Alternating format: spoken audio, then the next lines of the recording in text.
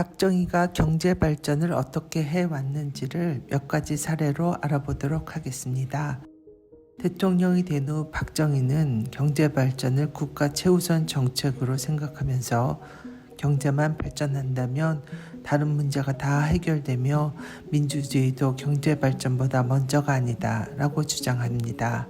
우리나라를 살리는 길은 가난에서 벗어나는 것인데 이를 위해 경제 건설부터 해야 한다.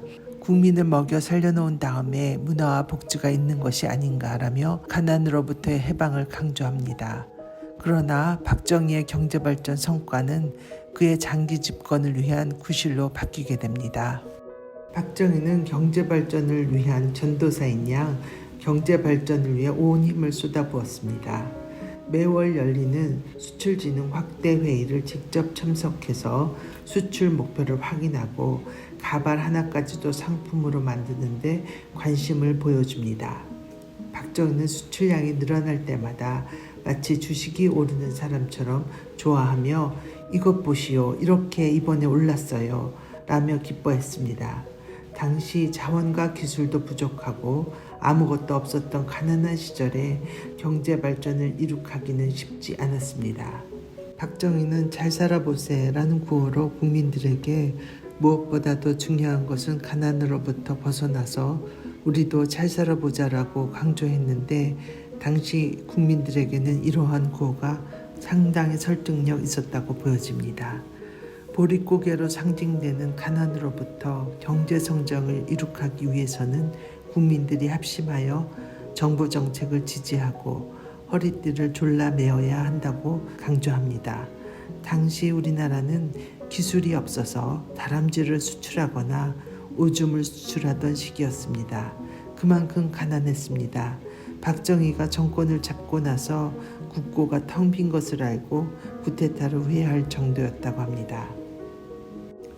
1960년대 중반까지는 우리나라에서 보고서를 만들어 책으로 만들기 위한 인쇄 기술이 필리핀보다도 못했습니다.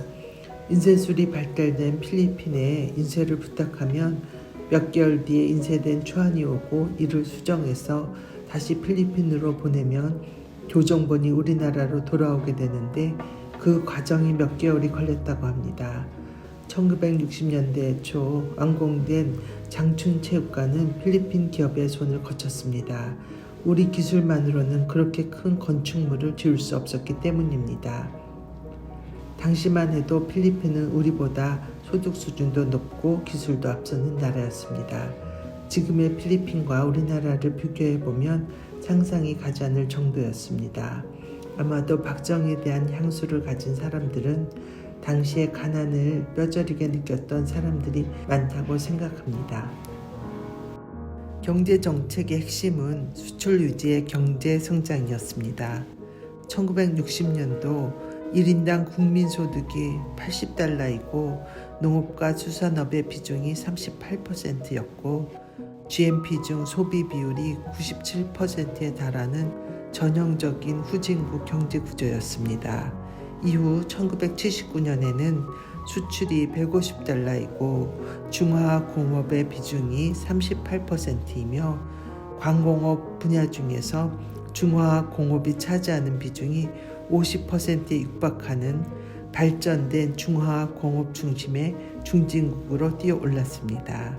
경공업 중심에서 중화공업의 중심의 산업화는 경제발전에 커다란 역할을 하였습니다.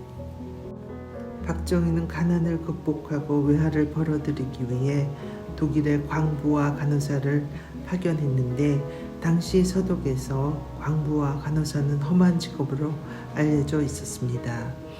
광부나 간호사를 선발할 때 대학 나온 사람들도 대거 고용하였는데 이 사람들 중에는 육체노동을 한 적이 없는 사람들도 있었기에 독일에서 고생이 매우 심했습니다.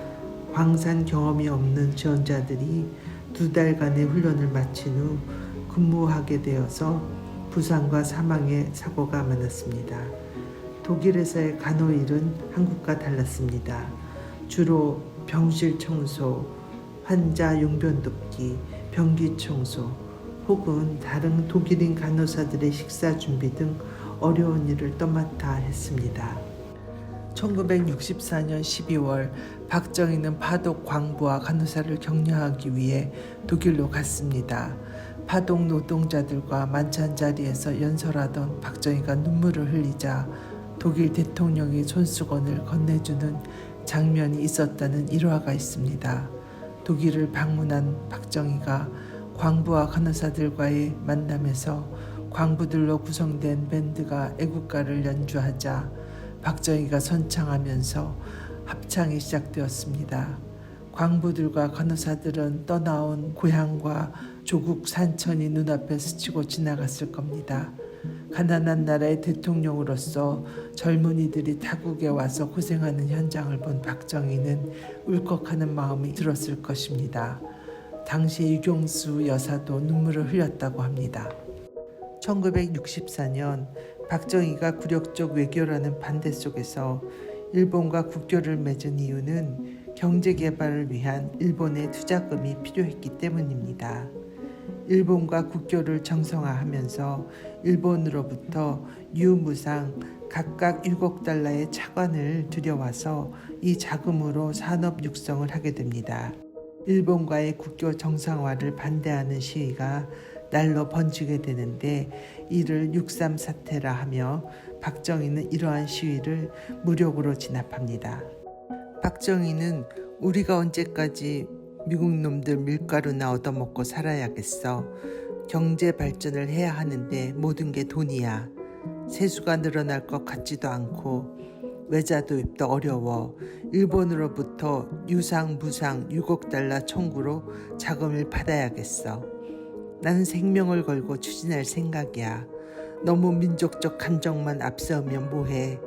일본이 미국에 머리 숙이고 배웠듯이 우리도 그런 자세로 배워야지. 쇠국은 끝났어. 가까운 선진국 일본을 멀리한다면 우리의 발전도 그만큼 늦어져. 명분보다는 실리가 중요해. 라며 한일 국교 수립에 대한 강한 의지를 보여줍니다.